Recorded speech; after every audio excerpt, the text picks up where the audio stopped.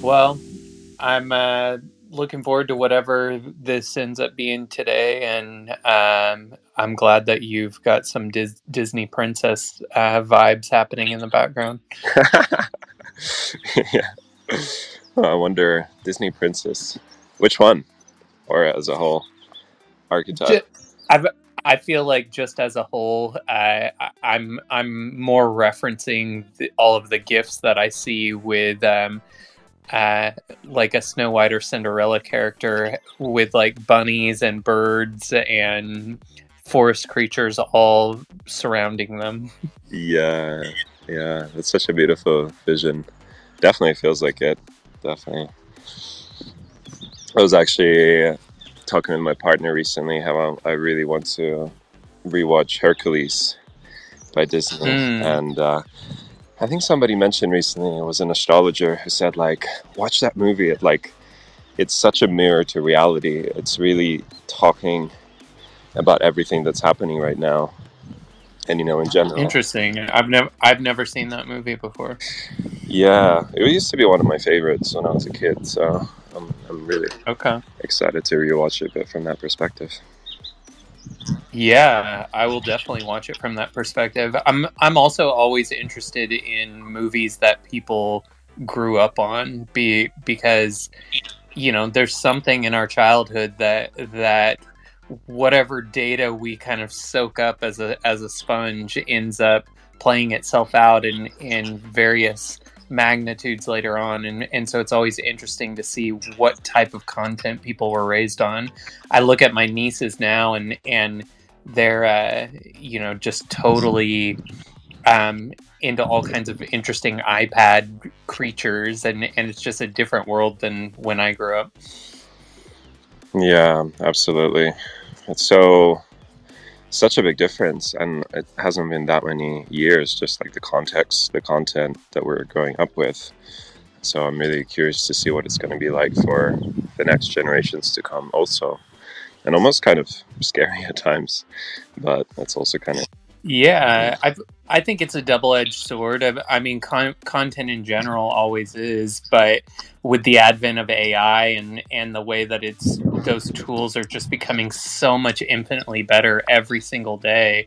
I think for content creators, in a business or in a spiritual business, or just for these kids, just the way that their brain gets wired and the way that those neuro pathways fire is going to be totally different because they're not going to ever live in a world where you have to memorize something. Like information is just always available, and it's something that as a marketer I try to keep in mind that one, there's a whole new generation of people that consume content in a much different way than somebody like me who's been writing marketing content for 20 years. Like we wrote it somewhat differently 20 years ago, and yet sometimes the stuff from back then still makes the most sense now, and so it's taking like the good innovations that are happening, and I think incorporating them into time honored traditions of just human psychology and how we communicate with each other, and making sure that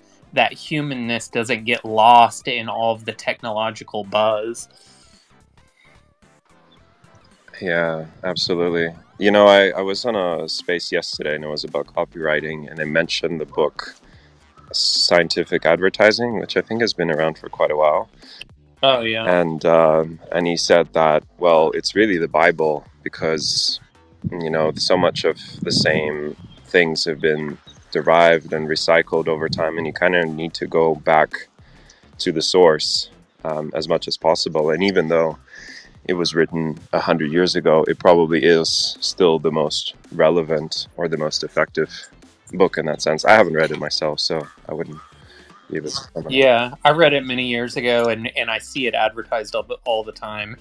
I'll say that book has really good advertising for the book. It is always popping up in a new formation, but all of those old school Mad Men characters, the Ogilvies of the world, they really, in many ways, they invented advertising, and they invented how to get get someone to experience a dopamine hit in their brain that made them make a decision. And I think that when we're talking about like a spiritual business, we may even need to define what that even means, because theoretically all businesses should be spiritual, but I guess a spiritual business in the context of what people are building on Twitter is just having a focus on more metaphysical or spiritual ideas or philosophical ideas, and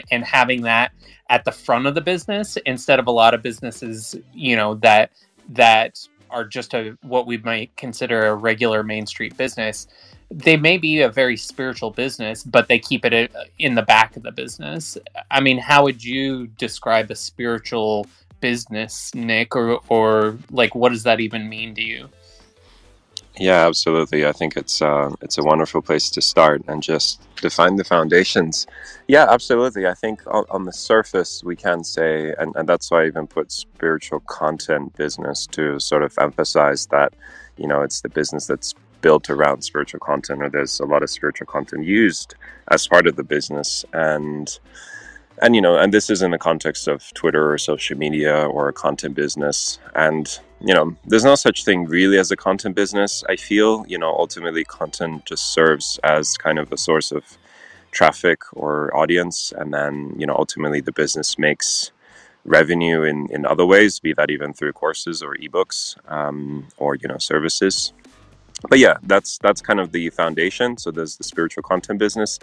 And then, yeah, there's also business that is not necessarily online that can be, spiritual or built around spirituality, whether someone is running a yoga studio and it's also not just focused on the physical practice, but there's kind of a broader aspect to it. So there's all kinds of forms. And then, yeah, really at the essence, any business, as you say, can be spiritual. And any business really is spiritual. It depends how we define spiritual, but everything is spiritual. Everything is energy. Any thought, any feeling, any idea, any words, in a sense, right? It carries a certain frequency and vibration. So we can say the same about Google. Also I think being founded on a lot of kind of very visionary ground, like even thinking of how Larry and Sergey, they basically spent a lot of time at Burning Man, and I think like most of the first engineers were from there or they met there. So and that obviously evolves. Like maybe the intention changes, or then you build an institution that sort of becomes a beast of its own and exists almost kind of separately. But that would be a different topic to go into. So yeah, that's how I would define it. And yeah, maybe just for some context here, Musing, I would love to hear about your journey so far, and specifically, you can give as much context as you want to, but specifically kind of your experience with creating offers and also being in spiritual business, whatever that really means to you, or applying spirituality in business. Sure. Yeah. Well, one, thanks for having me. I have been in some kind of marketing since I was in high school. When I was in high school, and I'll date myself, it was in the late 90s. I built a social network before that was a thing, and we used it to organize a bunch of school pranks. And at the time, that was how I started to understand that there was something inside of me that I could communicate, and I could use tools in a way to communicate something that created real world action. And so even though it was immature at the time that I was doing it, it was embedded into me that, okay, I can use these tools and I can use my voice in a way to organize things in the real world. And my mom was a very metaphysical person, so we always had interesting books in the house. But when I was born, my parents became Christians. My parents were huge hippies. My mom lived in a mail truck on the Pacific 101 highway in California in the 60s, selling astrological readings and health food sandwiches out of her mail truck. So she was always kind of had an interesting take on everything, even as I was raised in the Bible and as a Christian. And so I always felt like, the Bible to me was, oh, we can all be Jesus. We all have this innate power to connect with God. And so that was just the framework that I was raised in. And because I loved communication so much, and because I was so early in the internet, I really just kind of jumped on that rocket ship, and so because of my website in high school, I had all of my friends' parents ask me to build them websites, and that was really the first time that I started to think about creatively, how can we sell this business in this new format? Like, how is a website different than a billboard or a business card or an ad in the yellow pages, which is at the time is what everybody was doing, and so it just kind of became this fun thing for me. Like I didn't even think of it as a business at the time because I was still in high school and I was still having fun with my social network, and it was just a way to make money. But I was also just good at listening to people and hearing what was important to them in their business, and then being able to find language around that I could put on their website. That later turned into writing blog posts and doing SEO. I went to work for Google, and so I learned all about the Google algorithm and helped launch several Google products, and just really got an intimate understanding of how Google wanted small businesses to use their products, and that all of their products were specifically designed to empower creators and to empower businesses. And fortunately, my position in Google, I was running a team of about 100 people in their global field marketing team. And our job was to host these huge conferences all over the country where we invited small businesses to come in and talk to us about their business and how they were using the internet. And then we would have a bunch of breakout sessions where we'd teach them everything from copywriting to SEO to how to use Google Ads, to how to build a website, and just talking. So over the course of that time, I've got to meet with maybe 10,000 or more different business owners, and I was also having a spiritual awakening around this time, and I was really, I empathized so much with the struggle that I saw in these business owners because they wanted to help their community so much. They wanted to make a difference, but they didn't know how to make it sustainable. They didn't know how to ramp things up to a level where they could still support their family and still have this contribution to their community. And so when I left Google, I really wanted to, I left Google because they switched me from the small business team to the celebrity team, and you can only hang out with Kanye West so many times before you decide that that's not what you want to do. And so I left thinking about these small business owners and how could I apply what I was learning in all of these spiritual books about aligning energy, and what part of that went into copywriting, and what part of advertising was actually spell work, and that's really how I started to think about it. Was words are just programming in the simulation, and if I get really aligned in my energy, I can be a clear conduit for the perfect words to come through that allow me to then call in opportunity. And I have been doing this for many years now, where, I've either started a Twitter account or a YouTube account. Anytime I feel like I'm looking for a new chapter, and I just start speaking into the reality and using language and finding language around different things to basically call in a vibe tribe and then build a product around that. And so with this new account, it's been up for about a month or so on Musing Wizard.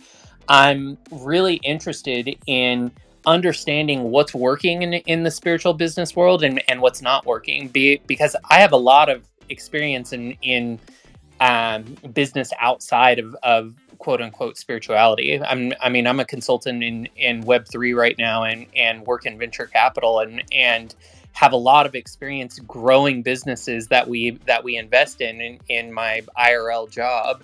But I'm most interested right now in how to empower people to empower others, because I see all of these interesting spiritual content creators, really raising the consciousness of the planet, or at least that's their intention. And there's so much chaos happening in the world right now and so much division that, I think it was Abraham Hicks that said if 1% of the planet can find alignment, that's more powerful than everybody else on the planet. And so I feel like there's an opportunity for those of us who do want to create spiritual content to align ourselves in energy and in intention, and to create kind of a frequency effect that literally transforms the type of thoughts that people receive, whether they've ever picked up a spiritual book or not. Because I think that's how it works. Our brains are satellite dishes, and we're operating in this sea of frequency, and those of us who are in tune to the highest levels of that frequency can raise the signal that everybody has access to. Anyhow, that was kind of a tangent, but I guess that's how I came about being a spiritual content writer or creator.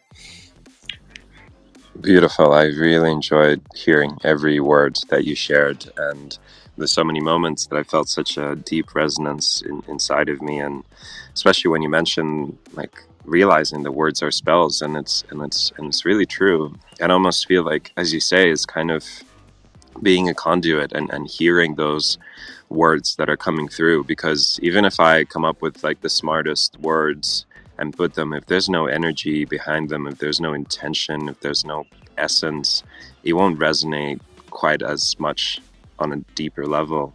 And I really feel that content is a way to, as you say, like, raise consciousness, and, it's a conduit also for healing, or at least it can be, again, it depends on the intention and how it's used. But I definitely see the power of it, because if we are becoming increasingly disconnected because of technology, can we at least use technology to create a sort of alignment and a sort of connection, at this deeper spiritual level? So yeah, thank you for sharing about that. And Sacred, you've had your hand up. Yeah, would love to hear what you would like to share on this topic. Okay, so today was my birthday. I'm 66. And I'm not going to apologize for anything anymore. Nik, I really like you. I really, really do. But I don't understand this need to take spirituality in the context of how do we turn it into some type of value. I really, really don't. I'm talking to you personally. This other gentleman who spoke, he spoke from the heart, but without judgment, but through people think I judge, but it's not that I judge. It's I categorize and I classify. What are you trying to sell? Can I ask the musing? What is your knowledge of God? What is it that you're trying to? Are you just trying? You see, a lot of people are waking up to the fact that they're discovering they're slaves. They're discovering they're the Winstons of the world. Winston was the protagonist in Fahrenheit 451, or the protagonist in 1984, or Brave New World. People are waking up to realize that they are no more than a serf, a pawn, a proletarian of the system. And they have their awakening, and they think that this is the awakening. That now they're enlightened. They know that the world is. They don't know exactly what it is, but as Winston searches through 1984, the proles must have the answer. So, what is it that you're trying to communicate if you don't have a direct connection to God, and that you're in complete service to God, and you're in complete, you're completely in the hands of God? What is this planning of a spiritual, quote unquote, branding? Do you actually think that if I do this, I will become the next, quote unquote, Alan Watts or Ram Dass or Terence McKenna, or, I can list names and names. Are you looking to become a celebrity? Like, I'm, and I don't think that's it. Art. And I appreciate the question. So let me answer a couple of the things that you've said first. I think that what I'm selling is joy and the ability to do what you want to do in alignment and in service to others, and to recognize that there's so much empowerment in that. And I feel so good every day when I wake up getting to do the things that I love to do, that I want my cup overfloweth, and I want everyone to have that experience if they want it. And that can look very different for a lot of different people. But if I'm selling anything, it's joy. And I don't think that there's any intention, to have it be anything more than that. I truly believe that when we are connected to a higher authority, and when we become a conduit for that to communicate through us and to form our language, that we become an inspiration to the people around us. And how do we change the planet? By changing the people that we interact with. We can have such a deep impact on our neighbors and on our communities, and then our communities can have an impact on our state. Our state can have an impact on our country. And there doesn't need to be any type of carrot other than it feels so good to express my joy.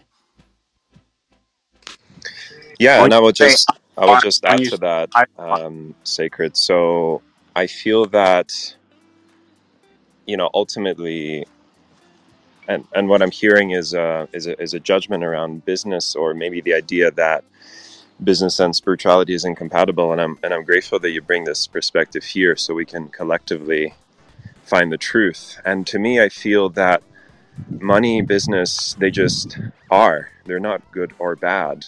It depends on how we use them. What is the intention? What is our relationship to it? What is our attitude to it? And of course, I mean, business being a sort of centralized system of power in some sense, it can be a challenge for the person running the business to challenge their own ego, or, to grow into a healthy ego, or to even kind of be beyond the ego. So I think a business can come with certain challenges when we're talking about spirituality. And that said, I do feel that a business, at least in the given societal structure, is one of the most powerful ways we can actually spread messages, we can influence, because they can become self-sustaining organisms. And that's not necessarily what you can do with NGOs or other forms. So I think it really depends on the intention behind it. And that is to say, even if you look at the sadhus, in India that are traveling and they give up all material possessions, they're still living on donations by their students. There's still an exchange of money. It's just looking differently. And I've met some sadhus that are very well off, depending on how much their students are giving them, and but they feel fine about it. It's not, they don't really have an attachment to it. They're like, okay, great, well, I have a lot, I can afford to stay in a hotel. But it's not about having the attachment to earning this money. It's just, money just allows for them to support themselves, to travel to places, to see more students, so I think much more about, rather, like, the question of, can we do a business around spirituality? The question is, how do we relate to the idea of business? What kind of judgment might we have? What kind of inner shadows might we have around it? So yeah, curious to hear your thoughts. Look, I like you a lot, Nick, so I'm going to be very careful because I want to have this conversation over a lot of time. So I'll try to act as accordingly. To you and to Musing, can you express your thoughts on God, the universal God, and how the universal God fits within your parameters, within your mission, within your purpose? So, A, are you comfortable with the word God?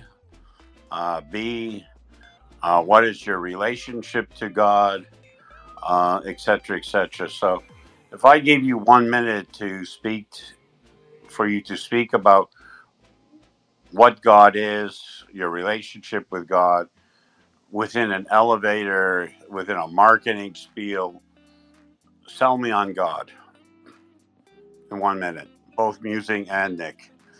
If you choose to, without any pressure, without. Yeah, I think for me, a spiritual business is not about selling God, but maybe it's about selling what God means to me personally. Why are you selling? You just asked me to sell God to you. Well, I didn't ask you to sell. I said what you did.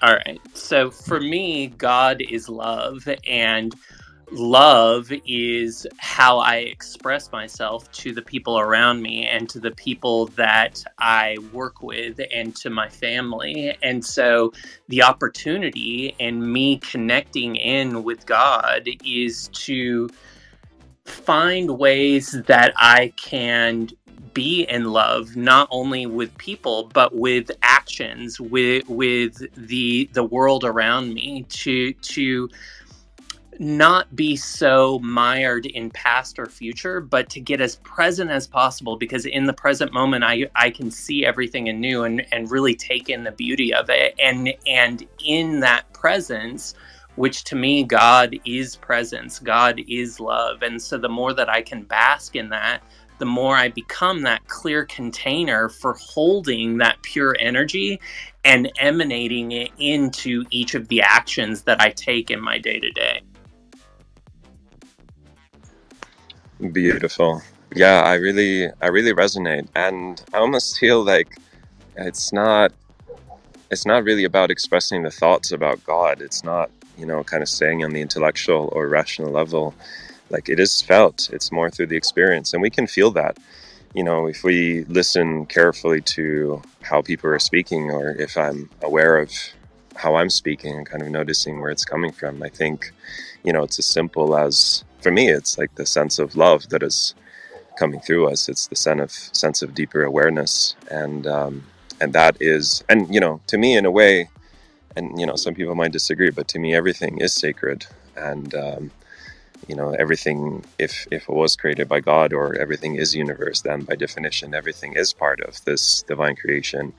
And of course, there's all kinds of forces at play. There are polarities, dualities, and they are important. But I, as much as I can in myself, I like to think that everything is interconnected and everything exists the right to exist. So anyway, we have a few more people up on the stage. I'd just like to welcome everyone. Carl, Akanksha, here now. We'll get you up in a second too. But yeah, let's go to Akanksha first. Hi everyone.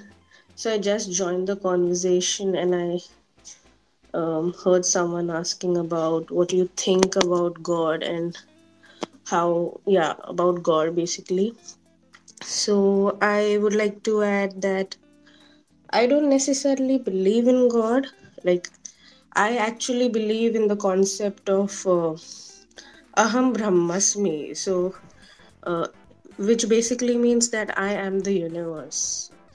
So it means I am the cause, I am the effect, I am the cause causing the effect. It's quite deep, and it's a Vedic concept about you being the god and you are the universe. So I consider myself as the god according to this philosophy. And I'm an Hindu, so we have so many different gods. I love Lord Ganesha. He is my favorite god of all. But consider we have so many gods and I have different idols as well. So I love Ma Durga also. I love Ma Kali also. But I don't consider them to be god per se. I just consider them to be ascended masters. And for me, God is basically everyone. Everything in existence is God. You are God. X is God. This phone that I'm talking through, the speaker, everything is God, according to this philosophy that I thoroughly follow. And for me, there is no difference between spirituality, money, everything in existence for me is God, and everything is love. And if everything is love, so is spirituality, so is money, and so is everything associated with God or as God.